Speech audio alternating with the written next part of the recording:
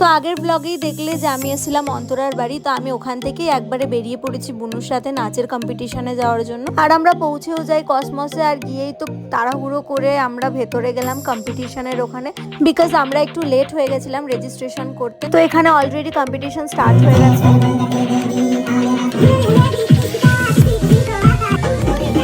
তো আমি আর বুনু এখানে বসে নাচগুলো এনজয় করছিলাম, আর এখানে মাদার্স ডে স্পেশালও অনেকগুলো নাচ হচ্ছিল। তো এখানে তো গান শুনে আমি আর বুনু একটু নাচতে শুরু করে দিয়েছি।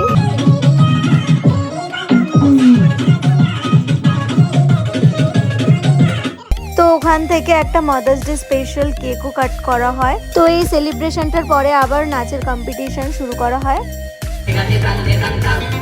তো নাচগুলো কমপ্লিট হয়ে যাওয়ার পরে বুনুদের সবাইকে পার্টিসিপেন্টের একটা করে সার্টিফিকেটও দেওয়া হয়। আর আমি ভুজিয়া খেতে খেতে যাই বাড়ি। তোমাদের সাথে দেখা হবে নেক্সট ব্লগে।